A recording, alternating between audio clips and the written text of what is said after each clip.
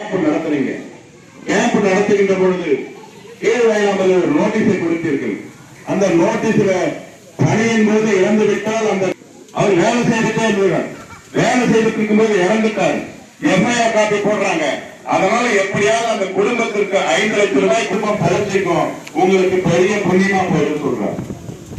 சொல்லிட்டு நான் சொன்னேன், நீங்கள் பார்க்கின்ற பொழுது இந்த திட்டத்தினுடைய மதிப்பு பணி என்பது இறந்து விட்டால் 5 லட்சம்.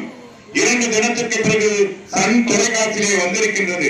ஜிஓ ஆர்டர் வந்திருக்கிறார்கள் முதலமைச்சர் என்று சொன்னேன். 8 லட்சம் மட்டுமல்ல, அந்த குடும்பத்திற்கு ஈமச்சடங்குக்கு என்று 5,55,000 முதலமைச்சர் ஸ்டாலின் தராராம், சின்னவர் தராராம். அதனால நீங்க அவன் கொடுக்கலன்னா பரவாயில்லமா, நான் 8,55,000 உங்க குடும்பத்துக்கு வாங்கி தரேன்னு சொல்றார். சொல்லிவிட்டு என்னிடத்துல பேசிக்க சொல்றார். அந்த அம்மா கிட்ட போய் கேட்கிறாரு இவரு, அந்த பத்திரிகை நிருபர் செஞ்சி பகுதியை சார்ந்தவர் வச்சுக்கிறாரான்னு போய் கேட்கிறாரு. கேட்ட உடனே அந்த அம்மா சொல்றது, அட்டைலாம் நாங்க வச்சிடலன்னு.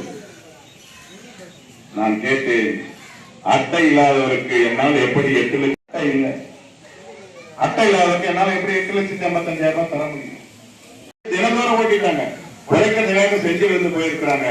இந்த நிகழ்வை நீங்கள் தயவு செய்து கொண்டிருக்கக்கூடிய நாட்டினுடைய பிரதம மந்திரியாக இருக்கக்கூடிய மோடி அவர்களுடைய மாநிலம் குஜராத் மாநிலம்.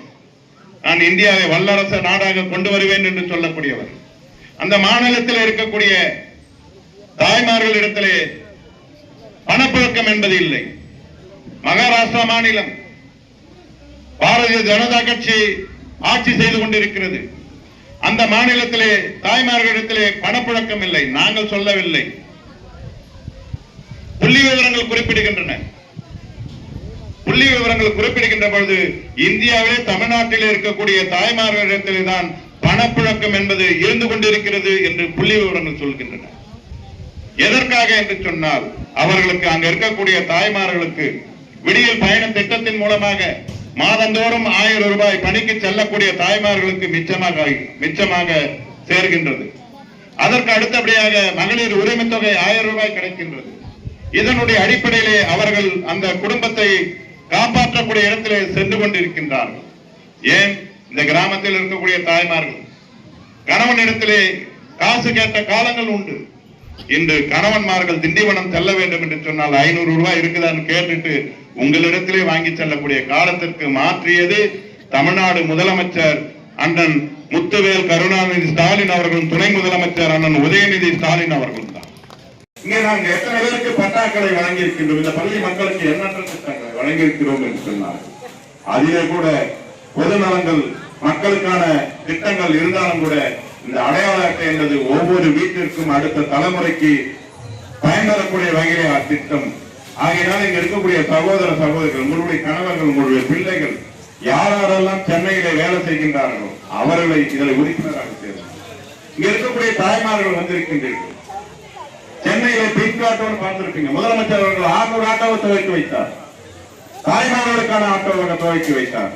அந்த ஆட்டோ கூட நம்ம இந்த கிராமத்தில் கொடுக்கலாம். 2 லட்சம் ரூபாய் மதிப்புள்ள ஆட்டோ, 1 லட்சம் ரூபாய் மானியம். தாய்மார்கள் ஷேர் ஆட்டோ இருக்குது. இங்க இருந்து திண்டிவனம் பகுதிக்கு, சிப்காட் பகுதிக்கு எல்லாம் ஷேர் ஆட்டோ வேலைக்கு போறீங்க. இன்னைக்கு நம்ம பகுதி உலகத்தில் இருக்கக்கூடிய பல்வேறு இங்க இருக்கக்கூடிய ஏழை எளிய விவசாய பெருமக்கள், இளைஞர்கள், படித்தவர்கள், தாய்மார்களுக்கு வேலை வாய்ப்பை உருவாக்கக்கூடிய வகையிலே இந்த கிராமம் என்பது இந்தியாவுக்கே ஒரு முன்மாதிரி கிராமமாக உருவாக்கியது தமிழ்நாடு முதலமைச்சர் அண்ணன் தளபதி அவர்களும் துணை முதலமைச்சர் அண்ணன் உதயநிதி ஸ்டாலின் அவர்களும் என்பதை தெரிவித்துக் கொண்டு வாய்ப்புக்கு நன்றி பாராட்டி விடைபெறுகிறேன். நன்றி, வணக்கம்.